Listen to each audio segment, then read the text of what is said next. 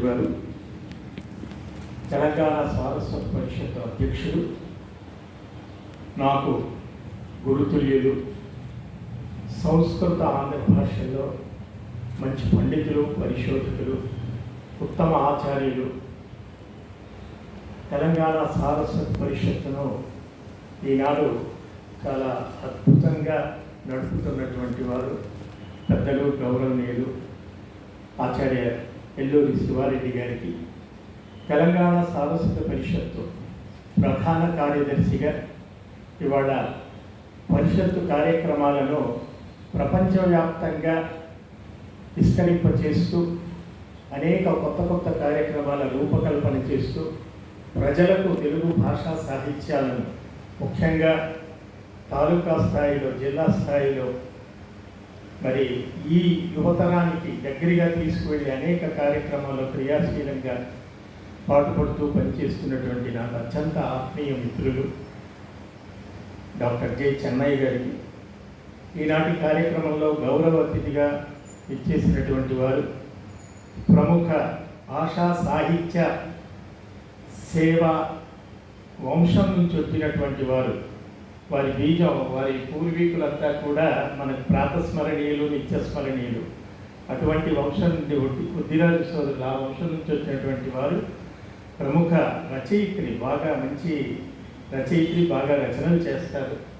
అటువంటి సోదరిమణి శ్రీమతి రంగరాజు పద్మజ గారికి, ఈ కార్యక్రమంలో వేదికపై ఉన్నటువంటి వారు ఈ సారస్వత పరిషత్తు అనుబంధంగా ఉన్నటువంటి ప్రాచ్య కళాశాల ప్రాచార్యులు, ప్రిన్సిపల్ మనం ప్రాచార్యులు అంటున్నాం, ప్రాచార్యులు, వారి ఇటీవలే ఆచార్యులకు స్థాయికి ఆచార్యులుగా ఉన్నారు. చాలా మంచి సహృదయులు డాక్టర్ ఏ సినిమానాయక్ గారికి, సభలో నా మీద అభిమానంతో ఇచ్చేసినటువంటి వారు, మరి సారస్వత పరిషత్తు కోశాధికారి. అసలు పరిషత్తు ఏ సంస్థ నడవాలన్నా కోశం ముఖ్యం కాబట్టి కోశాధికారి మంత్రి రామారావు గారు పెద్దలు ఎప్పుడు నన్ను చాలా ఆప్యాయంగా పలకరిస్తూ ఉంటారు. అలాగే అత్యంత ఆప్తమిత్రులు, చిరకాల మిత్రులు మరి ఉడయవర్లు గారికి, మా డాక్టర్ నరసింహారెడ్డి గారికి, నా కోసం వచ్చినటువంటి గజ శ్రీనివాస్ గారికి, ఇక మా మాణిక్ చెప్పాలి, మాణిక్ గురించి తర్వాత అమ్మగారు ముదిగంటి సుజాత రెడ్డి గారు రావటం వల్ల నాకు చాలా సంతోషంగా ఉంది. ఎందుకనేది నేను తర్వాత చెప్తాను. అలాగే ఇంకా చాలామంది మిత్రులు ఉన్నారు. అందరికీ హృదయపూర్వకంగా నమస్కరిస్తూ విద్యార్థి మిత్రులకి మరి శుభాకాంక్షలు, అభినందనలు తెలియజేస్తూ, ముందుగా నేను 1-2 మాటలు ఇవాళ శివారెడ్డి గారు ఒక మాట అన్నారు, ఇది 120వ ప్రసంగం అన్నారు. మా గురువు, మనందరి గురువు గారు, వారి జగద్గురువులు నారాయణ రెడ్డి గారు 50వ ప్రసంగం చేశారన్నారు. అది ఎలా యాదృచ్ఛికంగా కుదిరిందో తెలియదు.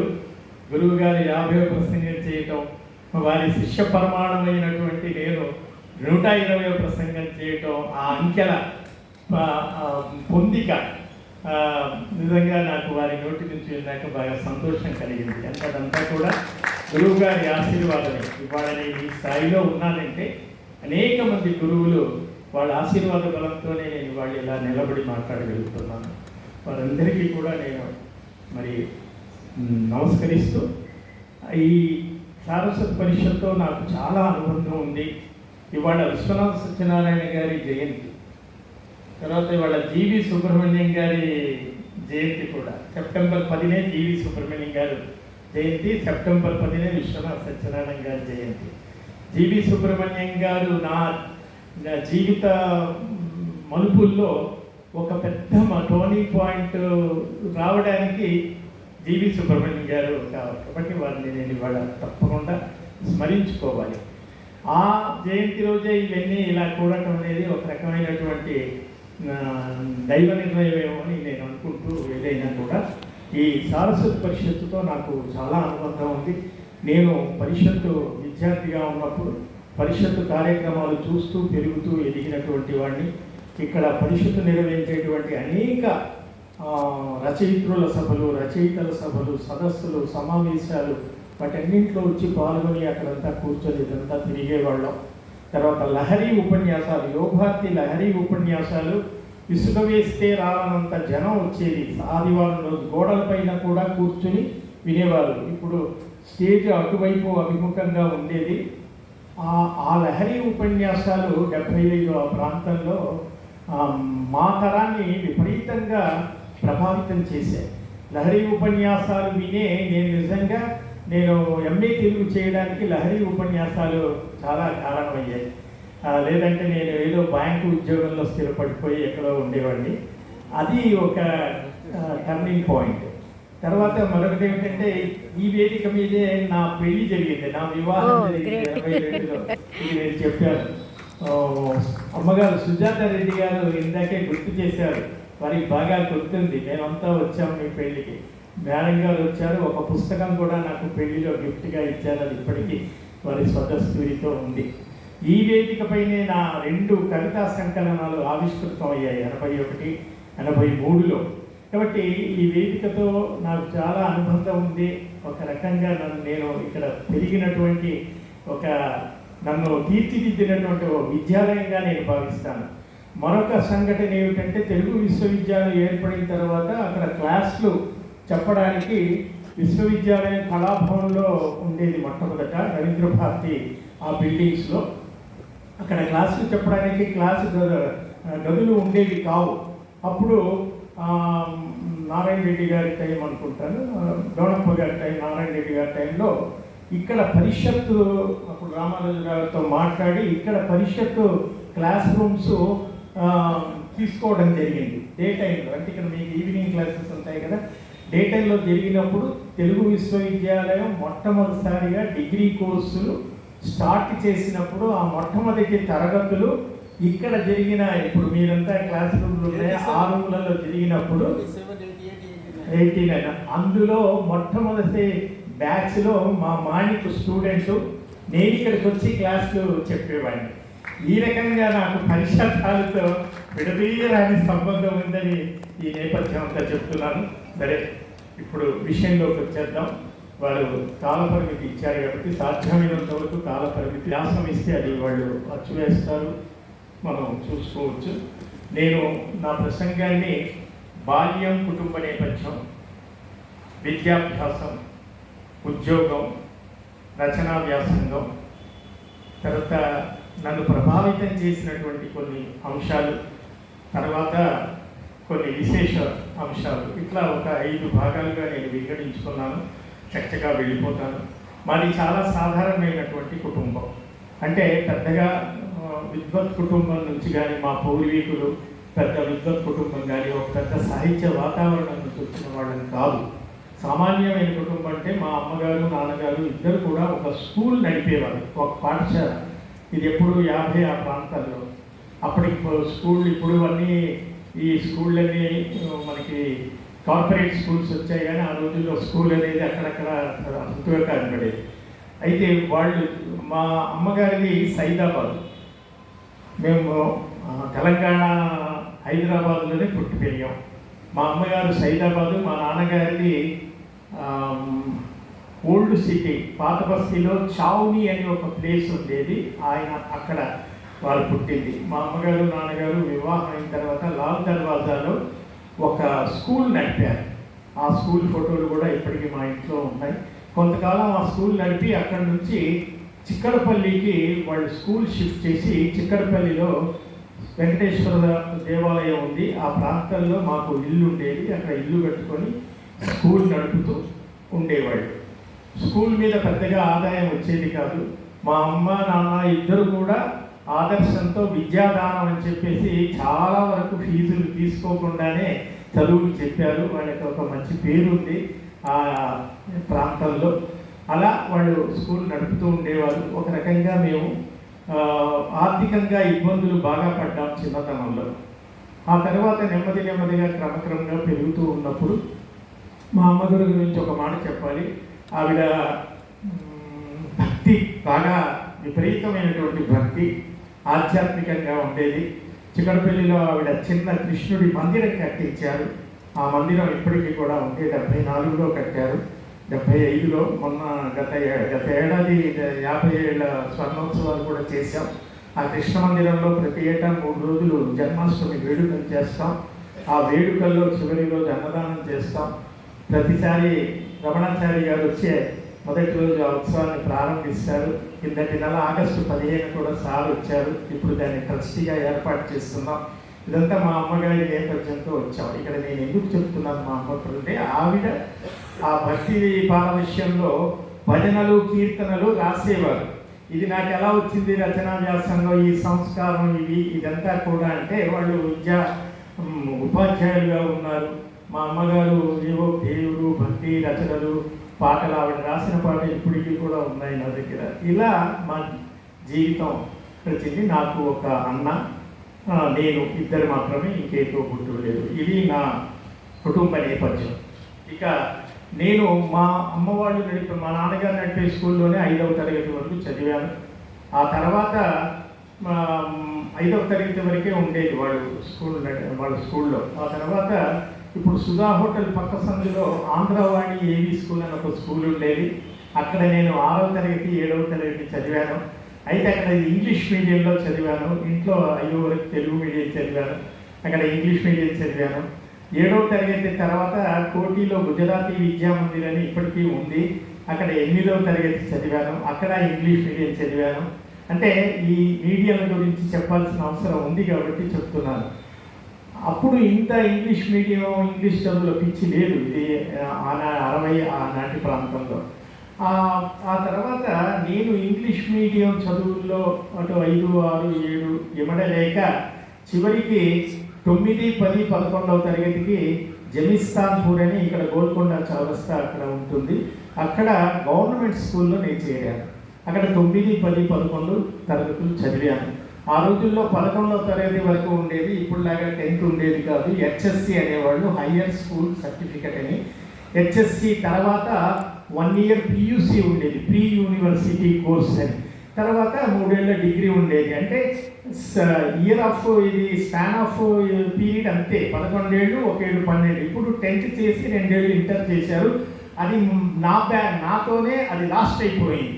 మా తర్వాత 10th వచ్చేసింది, ఇంటర్ వచ్చేసింది. కాబట్టి ఆ రకంగా అక్కడ చదివి పియూసి నేను జాంబాగ్లో వివేకవర్ధిని కాలేజీలో ఇప్పటికీ ఉన్నాయి ఇవన్నీ. అక్కడ నేను పియూసి చేశాను. పియూసి చేసేటప్పుడు ఇంకా నా సాహిత్యానికి ముందు చదువు చెప్పేసి ఆ తర్వాత సాహిత్యంలో కదా పియూసి చేశాను.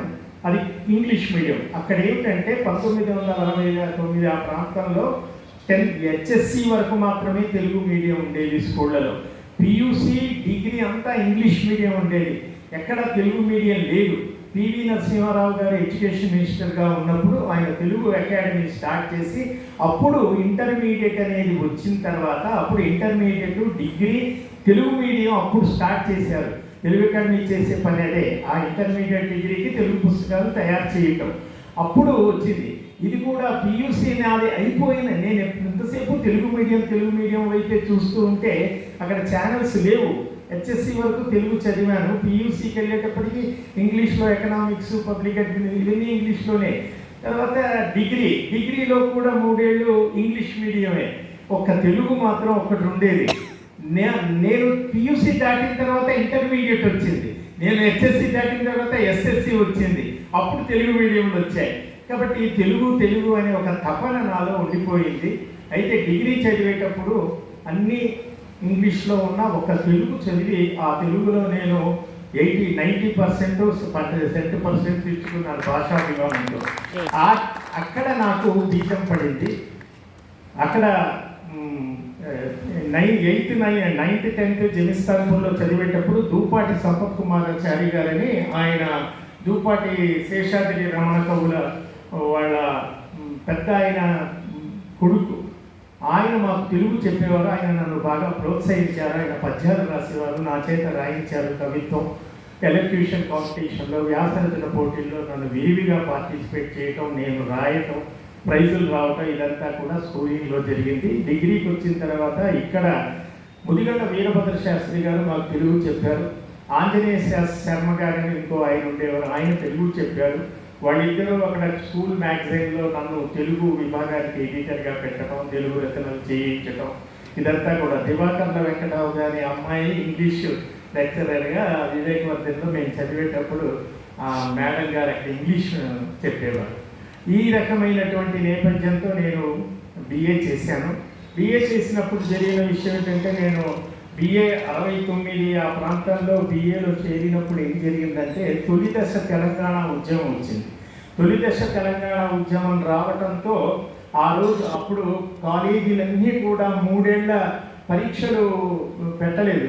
3 ఏళ్ల చదువులు అయిపోయినాయి కానీ పరీక్షలు నిర్వహించలేదు. దానివల్ల అందరూ కూడా ఆ కాలంలో చదివిన వాళ్ళందరూ కూడా ఒక 1 ఇయర్ లాస్ అయిపోయింది. కాబట్టి 3 ఏళ్ల బిఏని మేమంతా 4 ఏళ్ళు చదవాల్సి వచ్చింది. పరీక్షలు 4 ఏళ్ల తర్వాత పెట్టారు. 69 తెలంగాణ తొలి దశ ఉద్యమ కారణంగా. ఏది ఏమైనా కూడా మొత్తానికి 73 నాటికి నేను చదువు పూర్తి చేసుకున్నాను. 73లో నేను ఎంఏ తెలుగుకి ఉస్మానియా యూనివర్సిటీలో నేను ఎంఏ తెలుగులో చేరాను. అయితే ఉస్మానియా యూనివర్సిటీలో డే కాలేజీలో చేరలేదు, నిజాం కాలేజీ ఈవినింగ్ కాలేజీలో నేను ఎంఏలో చేరాను. ఇది నా చదువు నేపథ్యం.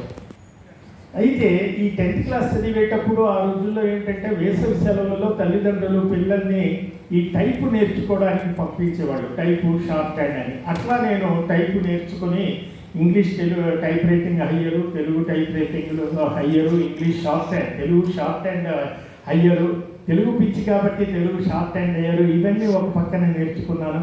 దక్షిణ భారత హిందీ ప్రచార సభ వాళ్ళు సాయంకాలం పెట్టే హిందీ కోర్సుల్లో చేరి అక్కడ అప్పుడు మనకి హిందీ ప్రచార సభ అని నాంపల్లిలో ఒకటి ఉండేది, దక్షిణ భారత హిందీ ప్రచార సభ అని మద్రాసు కేంద్రంగా ఒకటి 2 హిందీ కోర్సులు నడిపేది. అట్లా నేను హిందీ కోర్సులు సాయంకాలం నేర్చుకుంటూ అట్లా హిందీలో ప్రవీణ పాస్ అయ్యాను. ప్రవీణ ఈజ్ ఈక్వలెంట్ టు బిఏ. ఆ తర్వాత సాహిత్య రత్న ఉంటుంది. మా టీచర్ సారు సాహిత్య రత్న కూడా చేయమన్నారు, అది ఈక్వల్ టు ఎంఏ చేయలేదు. ఇది నాకు ఉన్నటువంటి చదువుల నేపథ్యం. ఆ తర్వాత ఒకవైపు ఈ చదువులు జరుగుతూ ఉన్నాయి, ఒకవైపు ఇంట్లో పరిస్థితులు కూడా, మా అమ్మగారు స్కూల్ కూడా మూతపడిపోయింది, ఆర్థికంగా కూడా అవసరాలు, ఉద్యోగాలు, ఇవన్నీ నేపథ్యంలో నేను తెలుగు షార్ట్ హ్యాండ్ హయ్యర్ చేయటం అనేది నాకు బాగా ప్లస్ పాయింట్ అయింది. అప్పుడు వావిలాల గోపాలకృష్ణయ్య గారు అధికార భాషను తీసుకురావాలి అని ఆయన పెద్ద ఎత్తున ఉద్యమం చేసి తెలుగు టైప్ రైటర్లన్నీ తయారు చేసి ప్రతి కార్యాలయంలో తెలుగు టైపర్లు పట్టించేసి తెలుగు టైపిస్ట్లని, తెలుగు స్టెనోగ్రాఫర్ని అపాయింట్ చేసుకోండి అని గవర్నమెంట్లో ఆయన పెద్ద ఒక ఉద్యమం తీసుకొచ్చారు. వావిలాల గోపాలకృష్ణ నా వివాహానికి కార్డు ముక్క రాసే ఆయన వచ్చారు కూడా. వావిలాల గోపాలకృష్ణయ్య గారు నేను తెలుగు షార్ట్ హ్యాండ్లో స్టేట్ ఫస్ట్ వచ్చానని ఆయన నోటీస్కి వచ్చి ఆయన నన్ను తెలుగు స్టెనోగ్రాఫర్కి అపాయింట్ చేస్తూ సెక్రటేరియట్ నుంచి నాకు ఒక అపాయింట్మెంట్లు మెసెంజర్ ద్వారా మోటార్ సైకిల్ మీద ఇంటికి పంపించారు. అలా నాకు ఉద్యోగాలు బ్యాంకులో అక్కడ ఇక్కడ తెలుగు స్టెనోలు చాలా వచ్చేసాయి. అయితే నాకు ఎంతసేపు ఈ తెలుగు పిచ్చి వల్ల నేను ఉద్యోగం చేయను అని ఇంట్లో గొడవలు ఇవి చివరికి 1976లో ఆంధ్రప్రదేశ్ సమాచార పౌర సంబంధ శాఖ, దాన్ని public relations and information department అంటాం, అది ఇక్కడ నాంపల్లి గ్రహకల్ప బిల్డింగ్లో ఉండేది. అక్కడ నాకు ఆ రోజుల్లో ఎంప్లాయ్మెంట్ ఎక్స్చేంజ్ ఉండేది, ఇప్పుడు ఉంది అనుకుంటాను. అందులో మనం రిజిస్టర్ చేయించుకుంటే మనకి కాల్ లెటర్స్ వస్తూ ఉంటాయి. మనకి ఇష్టమైన ఇంటర్వ్యూ వెళ్తే సెలెక్ట్ అయిపోతే ఉద్యోగాలు ఈజీగా ఆ రోజుల్లో వచ్చేవి. నాకు అందులో ఇన్ఫర్మేషన్ డిపార్ట్మెంట్లో తెలుగు స్టెనోగ్రాఫర్గా, అప్పుడు తెలుగు స్టెనో కొత్తగా వచ్చి విపరీతమైన పిచ్చి ఉండేది. తెలుగు స్టెనోగా ఉద్యోగం వచ్చింది. నేను వెళ్ళాను, ఉద్యోగం చేరాను. అక్కడ రాజ్యం సిన్హా గారు డైరెక్టరు, ఎన్వి గోపాల శాస్త్రి గారు అని ఆయన గొప్ప రచయిత, ఆయన డెప్యూటీ డైరెక్టర్గా ఉండేవారు. వాళ్ళు ఇంటర్వ్యూ తీసుకున్నారు, సెలెక్ట్ చేశారు. ఆంధ్రప్రదేశ్ సమాచార పౌర సంబంధాల శాఖ 4 భాషల్లో ఆంధ్రప్రదేశ్ అని ఒక పత్రికను తెచ్చేది. అది తెలుగు, ఉర్దూ, హిందీ, ఇంగ్లీష్ 4 విభాగాలు అందులో పనిచేసే ఉడయవర్లు గారికి బాగా తెలుసు. ఆ తెలుగు విభాగంలో అంటే నాకు ఎలాంటి టర్నింగ్ పాయింట్స్ చెప్తున్నాను. తెలుగు విభాగంలో ఆ తెలుగు చూడడానికి కుందుర్తి ఆంజనేయులు గారు అక్కడ అతను ఉద్యోగం చేసేవారు. ఉద్యోగమే, గవర్నమెంట్ ఉద్యోగం. తర్వాత అందులో చిత్రాలు వేయడానికి శీలా వీర్రాజు గారు ఉండేవారు. నేను వాళ్ళ దగ్గర స్టెనోగా పనిచేశాను. కాబట్టి కుందుర్తి గారు, శీలా వీర్రాజు గారు, వాళ్ళ దగ్గరికి సాయంకాలం వచ్చేటువంటి శివారెడ్డి గారు, దేవిప్రియ గారు, ఇలా కవుల సత్సంగం ఇదంతా కూడా నన్ను ప్రభావితం చేసింది. 1969లో మొట్టమొదటిసారిగా భిన్నత్వంలో ఏకత్వం అని ఒక నేత పత్రికలో పడింది. ఆ తర్వాత అదే సంవత్సరంలో కథ కూడా దూరపు కొండలు అనే ఒక కథ 69 నాటి సంగతి మరో పత్రికలో పడింది.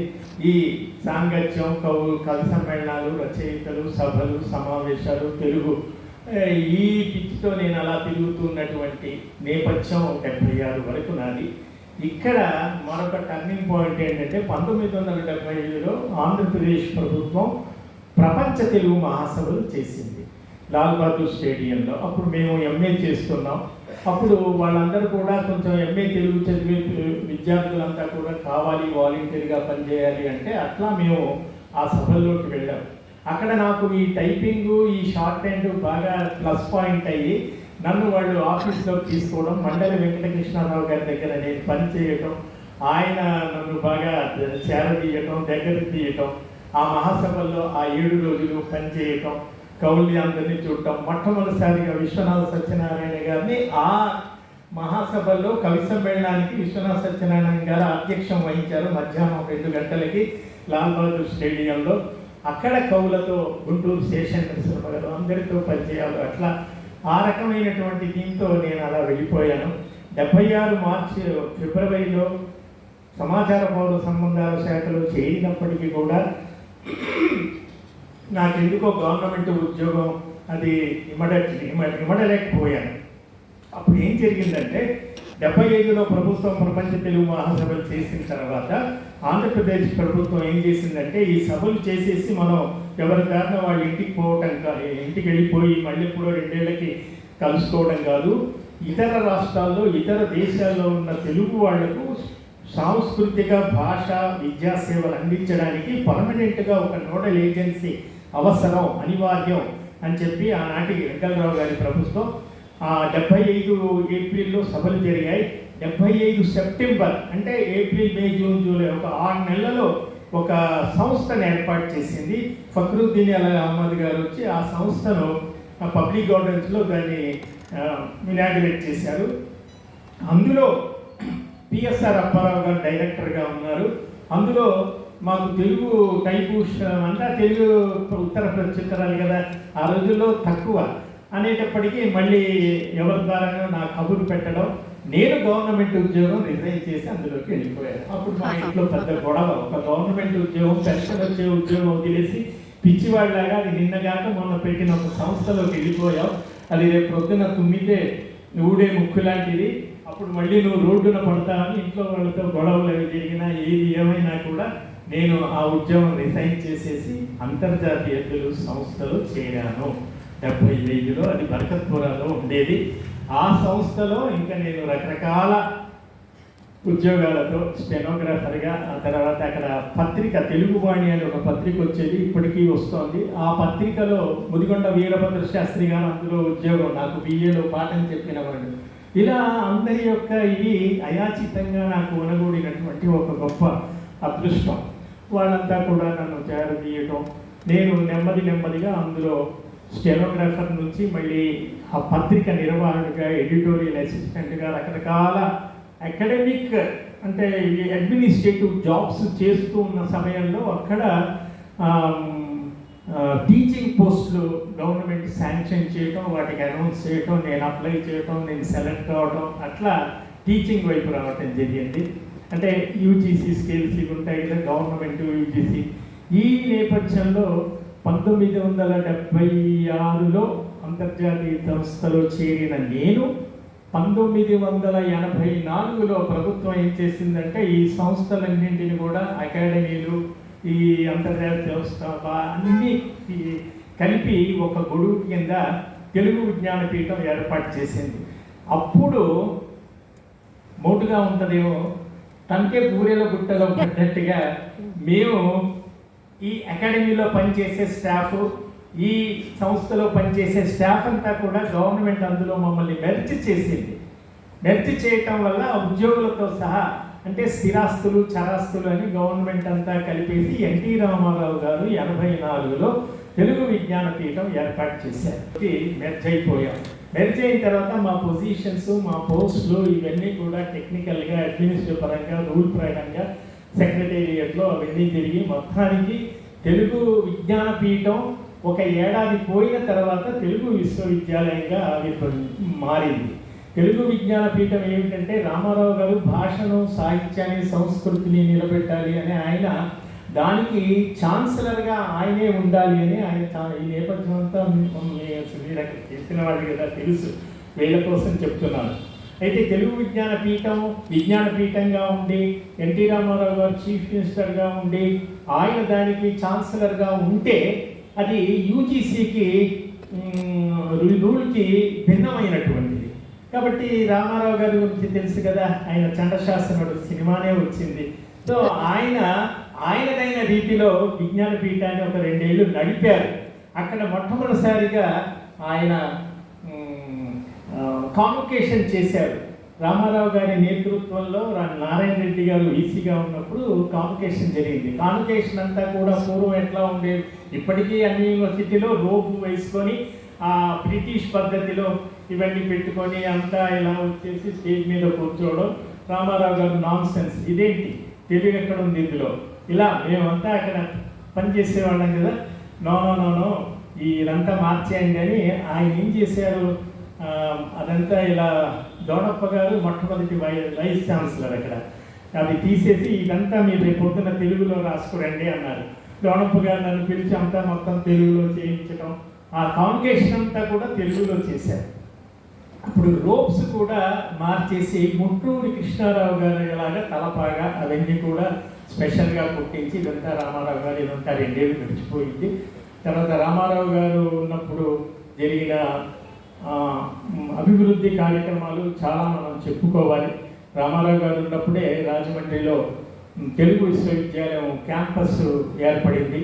అలాగే శ్రీశైలంలో ఒక క్యాంపస్ ఏర్పడింది. ఈ 2 క్యాంపస్లు ఎందుకు ఏర్పడ్డాయంటే రామారావు గారు ఆనాడు ఆంధ్రప్రదేశ్ ఉమ్మడిగా ఉండేది కాబట్టి ఆంధ్ర ప్రాంతానికి తెలుగు విశ్వవిద్యాలయం ఒక ప్రాంగణం ఉండాలి అని రాజమండ్రిలో, శ్రీశైలానికి ఒకటి ఉండాలి అని శ్రీశైలంలో, హైదరాబాదులో ప్రధాన ప్రాంగణం ఉండాలి అని ఇక్కడ హైదరాబాద్లో పెట్టారు. పెట్టితే ఇది అప్పుడు ఎన్టీ రామారావు గారు ఉన్నప్పుడు మొట్టమొదటి వైస్ ఛాన్సలర్ దోణప్ప గారు ఉన్నప్పుడు సంగతి. ఇది 2 ఏళ్ళు దోణప్ప గారు 3 ఏళ్ళు చేసి వెళ్ళిన తర్వాత నారాయణ రెడ్డి గారు 2వ వైస్ ఛాన్సలర్గా వచ్చారు. అప్పుడు రామారావు గారు కూడా ఛాన్సలర్గా ఉన్నారు. ఇక్కడ విజ్ఞానపీఠం విశ్వవిద్యాలయంగా మారింది. ఇక్కడ ఏమిటంటే అప్పుడు చెన్నారెడ్డి గారు చీఫ్ మినిస్టర్గా ఉన్నారు. యూజీసీ నిధులు రావాలి అంటే, యూజీసీ గుర్తింపు రావాలి అంటే ఒక చీఫ్ మినిస్టరు ఛాన్సలర్గా ఉంటే అది దేశంలో ఉన్న అన్నిటికీ కూడా భిన్నమైంది.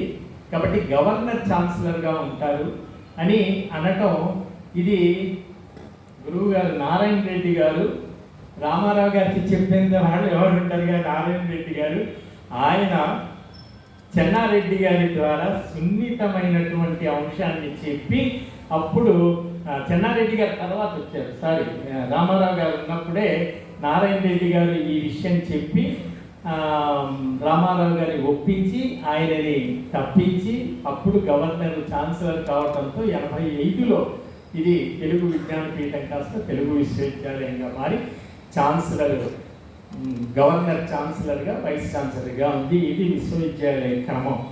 అయితే ఇక్కడ నేను చెప్పవచ్చేది ఏమిటంటే, నేను ఎంఏ తెలుగు చేశాను ఈవినింగ్ కాలేజీలో, ఎంఫిల్ స్వాతంత్రానంతర తెలుగు కవిత్వంలో సామాజిక స్పృహ అనేటువంటి అంశం మీద చేశాను. తర్వాత పిహెచ్డి తెలుగు సినీ గీతాలలో సాహితీ మూల్యాలు అనేటువంటి 2 అంశాల మీద పిహెచ్డి చేశాను. ఈ రెండింటికి కూడా నారాయణ రెడ్డి గారు గైడ్గా ఉన్నారు. తర్వాత ఎంఏ చేసిన తర్వాత ఆ రోజుల్లో ఎంఏ కాగానే వెంటనే పిహెచ్డి ఉండేది. నేను వచ్చేటప్పటికి ఏదైనా అక్కడ హెచ్ఎస్సి కానివ్వండి, ఇక్కడ తెలుగు మీడియం కానీ నా దగ్గరికి వచ్చేటప్పటికి కట్ ఆఫ్ వస్తుంది.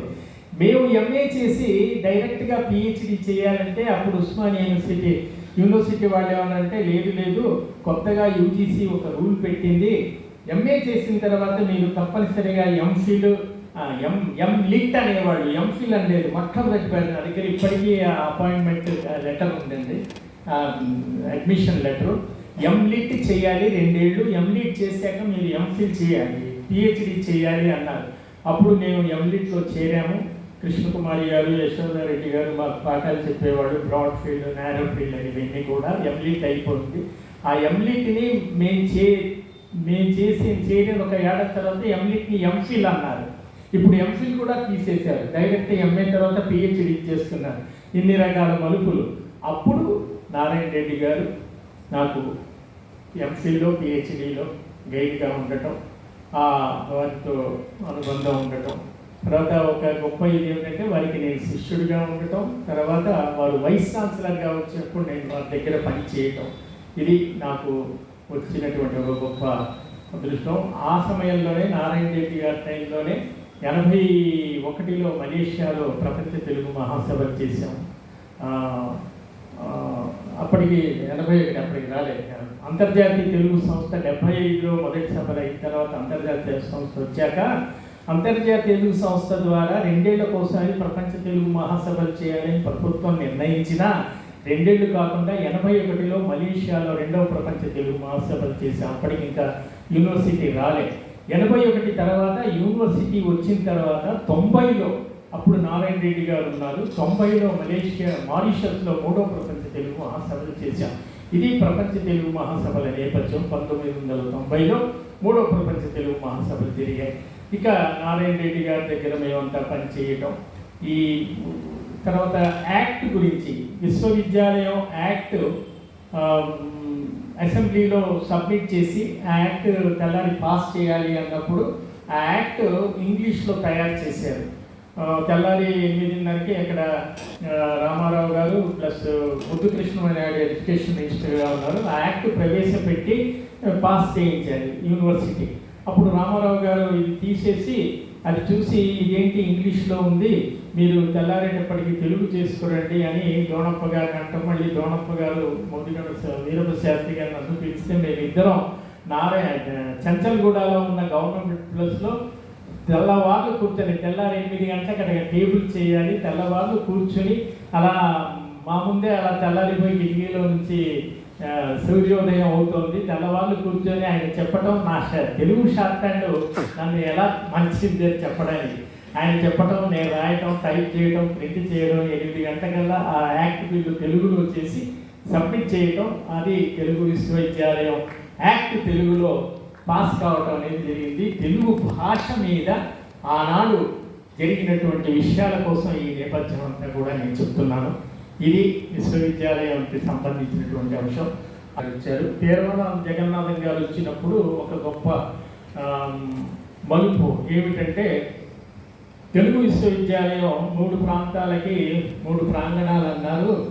మరి శ్రీశైలం ఏమో రాయలసీమ, రాజమండ్రి ఏమో కోస్తా ఆంధ్ర, హైదరాబాద్ తెలంగాణకి హైదరాబాద్ అంటున్నారు.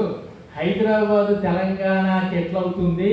హైదరాబాదు అందరికీ కలిపి రాజధాని కదా, కాబట్టి మీకు తెలంగాణకంటూ ఎక్కడ మాకు తెలుగు విశ్వవిద్యాలయం ప్రాంగణం అనేది తెలంగాణలో లేదు. నిన్ననే ఎవరో సభలో అన్నారు, ప్రాచీన విశిష్ట అధ్యయన కేంద్రం సెంట్రల్ గవర్నమెంట్ ఇచ్చింది కానీ అది నెల్లూరులో ఉంది, తెలంగాణకి ఎక్కడ ఉందని రమణాచారి గారు ఒక వ్యాసం రాశారు ఒక ఈనాడులో. కాబట్టి అప్పుడు ఉద్యమం బాగా జరుగుతుంది. అప్పుడు పేరవారం జగన్నాథ్ గారు 3వ వైస్ ఛాన్సలర్గా విశ్వవిద్యాలయానికి వచ్చినప్పుడు ఇది తెర మీదకి తీసుకొచ్చారు. అప్పుడు గవర్నమెంట్ అందరూ ఆలోచించి తెలంగాణ అంటే తొలి కవి పాల్కురికి సోమనాథుడు, పోతన అనేటువంటి గొప్ప గొప్ప కవులు ఉద్భవించినటువంటి నేల తెలంగాణ, కాకతీయులు పరిపాలించినటువంటి పోతుగడ్డ అని చారిత్రకమైనటువంటి వరంగల్లో ఒక పీఠం పెట్టాలని జానపద గిరిజన విజ్ఞాన పీఠం అక్కడ పెట్టారు. ఇది విశ్వవిద్యాలయం యొక్క రకరకాల మలుపులు గురించి నేను చెప్తున్నాను. వీటన్నింటిలో కూడా నేను విశ్వవిద్యాలయం ఏర్పడక ముందు నుంచి కూడా అందులో ఇలా అందులో పడ్డాం కాబట్టి పుట్టుక పెరిగిన మేనమామలాగా ప్రతి సన్నివేశంలో మేము ఉన్నాం. రామారావు గారు రాజమండ్రిలో శంకుస్థాపన చేస్తుంటే పక్కన వెండి తాపీతో సిమెంట్ అందించినటువంటి ఏదో పల్లకి మోసిన బోయిల్లాగా, అంటే నేను ఒక్కడే కాదండి చెప్తున్నాను, మేమంతా కూడా ఉన్నాము, నాతో పాటు అందరూ కూడా పనిచేశారు. ఇలా విశ్వవిద్యాలయ ఎదుగుదలలో ప్రతి సన్నివేశంలో మేమంతా కూడా ఉన్నాం. ఆ తరువాత జరిగినటువంటి విషయం ఏంటంటే 90లో 3వ ప్రపంచ తెలుగు మహోత్సవం జరిగిన తర్వాత జీవి సుబ్రహ్మణ్యం గారు తెలుగు విశ్వవిద్యాలయానికి వైస్ ఛాన్సలర్గా వచ్చారు. జీవి సుబ్రహ్మణ్యం గారు వైస్ ఛాన్సలర్గా 6వ వైస్ ఛాన్సలర్ అనుకుంటాను. మొట్టమొదటి తరుణప్ప గారు, రెండవది నారాయణ రెడ్డి గారు, మూడవది పేరవారం జగన్నాథం గారు, 4వది నాయని కృష్ణకుమారి గారు, 5వది ఎన్ గోపి గారు, 5వది ఎన్ గోపి గారు. ఇది వరుస నాకు బాగా గుర్తుంది. ఇవాళ 12వ వైస్ ఛాన్సలర్ వెళ్దండ అందరూ కృష్ణకుమారి గారి తర్వాత గోపి గారి తర్వాత 6వ వైస్ ఛాన్సలర్గా వచ్చినటువంటి జీవి సుబ్రహ్మణ్యం గారు వచ్చినప్పుడు సరిగ్గా అప్పుడే అంతవరకు శివరామమూర్తి గారని ఆయన రిజిస్ట్రార్గా పనిచేసేవారు. అయితే ఆయన రిటైర్మెంట్ ఏజ్ వచ్చేసింది. అప్పుడు 60 ఏళ్ళే కదా రిటైర్మెంట్ ఏజ్ వచ్చేప్పటికి సరిగ్గా జీవి సుబ్రహ్మణ్యం గారు వైస్ ఛాన్సలర్గా మేలో పదవీ బాధ్యతలు తీసుకోగానే జూన్లో ఆయన రిటైర్ అయిపోతున్నారు. రిటైర్ అయిపోయేటప్పటికీ మరి యూనివర్సిటీ పెట్టినప్పటి నుంచి ఒక పెద్ద పరిపాలన అనుభవం ఉన్నటువంటి ఒక వ్యక్తి రిటైర్ అయిపోతే వైస్ ఛాన్సలర్కి మరి హ్యాండిక్యాప్డే కదా. వైస్ ఛాన్సలర్ రిజిస్ట్రార్ అన్నవాళ్ళు ఇద్దరు బండికి 2 చక్రాలు లాంటి వాళ్ళు. ఇద్దరి మధ్య సయోధ్య ఉంటేనే ఆ బండి సుగమంగా నడుస్తుంది. కాబట్టి సుబ్రహ్మణ్యం గారి ముందు నిలిచిన ఒక పెద్ద సవాల్ ఏమిటంటే ఒక మంచి పరిపాలన అనుభవం ఉన్నటువంటి వ్యక్తి రిటైర్ అయిపోతున్నారు, ఎవరున్నారు అని ఇంకా సిండికేట్ మీటింగ్లో ఆ రోజు చర్చలు, సీనియర్ ప్రొఫెసర్లు అందరూ, అంటే రిజిస్ట్రార్ పోస్ట్ అనేది ఏమిటంటే అది టెన్యూర్ పోస్టు, వైస్ ఛాన్సలర్కి అనుకూలం, అంటే వైస్ ఛాన్సలర్ ఇష్టమైన వాళ్ళని తీసుకునేటువంటి ఒక ఫ్లెక్సిబిలిటీ ఉన్నటువంటి పోస్టు. అట్లా జీవి సుబ్రహ్మణ్యం గారి టైంలో శివరామమూర్తి గారు రిటైర్మెంట్ రావటంతో ఆ రోజు పొత్తూరు వెంకటేశ్వర గారు పెద్ద ఐఏఎస్ అందరూ ఉన్నారు సిండికేట్లో. ఆ రోజు సిండికేట్ మీటింగు మధ్యాహ్నం 2 నుంచి రాత్రి 9 వరకు రిజిస్ట్రార్గా ఎవరిని తీసుకోవాలి అనేటువంటి ఒక పెద్ద చర్చ జరిగి నలిగి చివరికి జీవి సుబ్రహ్మణ్యం గారు నన్ను రిజిస్ట్రార్గా చేసుకున్నారు. అయితే ఎందుకు చేస్తున్నారో నాకు ఏమీ అర్థం కాలేదు. ఇందాక పెద్దలు శివారెడ్డి గారు ఒక మాట అన్నారు, ఇతను చాలా మెత్తదనం కలిగిన వాడు, అదే కొంచెం పరుషంగా గట్టిగా ఉంటే వైస్ ఛాన్సలర్ అయ్యేవాడు అన్నారు. ఈ మాట అందరూ అంటారు. అయితే నా తత్వం ఏంటంటే ఏదో పని చేసుకుంటూ పోదాం, మనకి ఎంతో ప్రాప్తమో అంతే అనేటువంటి రకంగానే దూసుకుపోయి ఏదో సాధిద్దాం అనేటువంటిది కొంచెం తక్కువే, అది నేను ఒప్పుకోవాలి. సరే, మనలో ఏదో ఉంటే గుర్తిస్తే వస్తుంది అనేటువంటి తత్వమే నాది మొదటి నుంచి కూడా, అంతకు మించి ఏం లేదు. అయితే మరి సీనియర్ ప్రొఫెసర్లు ఉండగా నాకంటే 3-4 ఉన్నారు. అయితే ఏదో చర్చలు జరిగాయి, వివాదాలు వచ్చాయి, ఏమేమో జరిగాయి ఇంటర్నల్గా. చివరికి నేను తెల్లారి జీవి సుబ్రహ్మణ్యం గారి దగ్గరికి వెళ్ళి, సార్ నేను రిజిస్టర్ ఏంటంటే బాబాయ్ అది కత్తుల బోను నాకు తెలుసు, అది ముళ్ళ కిరీటం, అక్కడ వెళ్ళి ఆ సీటు మీద కూర్చోవాలంటేనే అంత ఫైర్. తెల్లారగానే అక్కడ విద్యార్థులు వస్తారు, ఇక్కడ ఎంప్లాయీస్ వస్తారు, విద్యార్థుల సంగతి తెలుసు కదా, రకరకాల ఇష్యూస్తో వస్తారు, ఒత్తిడి ఉంటుంది. ఏం చెయ్యలేను అంటే అప్పుడు ఆయన ఒక మాట అన్నారు, అది జీవితంలో నేను మర్చిపోలేదు. ఆయన జీవి సుబ్రహ్మణ్యం గారి వ్యక్తిత్వం మనందరికీ తెలుసు కదా. ఆయన ఒక చిన్న నవ్వి నేను వాళ్ళ ఇంటికి వెళ్తే, నేను ఎందుకు తీసుకున్నానో నాకు తెలుసు, అక్కడ ఉన్నాడు నిజమే, కానీ అంటే ఇది నేను ఆయన అన్నమాటే చెప్తున్నాను, అతిశయోక్తి. నాకు నాన్ కాంట్రవర్షియల్ తర్వాత నాన్ కరప్టెడ్, ఈ 2 మాటలు అన్నారాయన. నాకు మీరు సమర్థులని కానీ, మీరేదో పెద్ద పొడి చేస్తారని కానీ, మీరేదో అని కానీ కాదు, నాకు రిజిస్ట్రార్ అంటూ ఒకళ్ళు ఉండాలి. చక్రం అంతా నేను తిప్పుతాను, రథం అంతా నేను నడుపుతాను, మీరు ఊరికే ముందుండండి. నాకు కావలసిన qualities 2, non controversy and non controversial. ఆ 2 మీలో ఉన్నాయి. అయితే తర్వాత నేను ఎంఏలో గురువు గారి దగ్గర పాఠాలు, ఆయన మాకు పాఠం చెప్పారు ఎంఏలో. సుబ్రహ్మణ్యం గారు మాకు ఛందస్సు, వ్యాకరణము, రూపక సాహిత్యం ఇవన్నీ కూడా చెప్పారు. వారి కుటుంబంతో బాగా అనుబంధం, రామరాజు గారి కుటుంబంతో అనుబంధం, మా అమ్మగారు గుడి అన్నాను, రామరాజు గారు వాళ్ళంతా ఆ గుడికి వచ్చేవాడు. ఇట్లా నేపథ్యం అంతా జరిగిపోయింది. ఈ క్రమంలో ఇదంతా నా ఉద్యోగం రిజిస్ట్రార్గా చేశాను. నలుగురు వైస్ ఛాన్సలర్ దగ్గర రిజిస్ట్రార్గా చేసి 2009లో రిటైర్ అయిపోయి నా బాధ్యతలు చేసి సక్రమంగా చేశాను. 1990లో మూడో ప్రపంచ తెలుగు మహాసభ అయిన తర్వాత 2009లో నేను రిటైర్ అయ్యాక 2012లో ఆనాటి కిరణ్ కుమార్ రెడ్డి ప్రభుత్వం మళ్ళీ ప్రపంచ తెలుగు మహాసభలు మా ఉడయవర్లు గారు కూడా అందులో సేవలు అందించారు. అప్పుడు మళ్ళీ తిరుపతిలో 4వ ప్రపంచ తెలుగు మహాసభలు చేసినప్పుడు నేను రిటైర్ అయిన 3 ఏళ్లకు మళ్ళీ నన్ను గవర్నమెంట్ దానికి కన్వీనర్గా వచ్చి ఆ సభలలో కూడా నేను పనిచేసే అవకాశం కల్పించింది. ఆ తర్వాత 2014 ప్రత్యేక తెలంగాణ రాష్ట్రం వచ్చిన తర్వాత 2017లో కేసీఆర్ ప్రభుత్వం మొట్టమొదటిసారిగా లాల్ బహదూర్ స్టేడియంలో వారం రోజుల పాటు వైభవోపేతంగా చేసిన తెలుగు మహాసభలలో కూడా నన్ను మళ్ళీ కన్వీనర్గా వేసి అక్కడ కూడా పనిచేసే అవకాశం వచ్చింది. ఇది విశ్వవిద్యాలయం ప్రపంచ తెలుగు సభలు, నా చదువు, నా ఉద్యోగం, నా నేపథ్యం. ఇది ఒక్క మాట చెప్పి నేను విరమిస్తాను. ఇక నా రచనా వ్యాసంగం అంటే నేను 69 నుంచి రచనలు చేస్తూ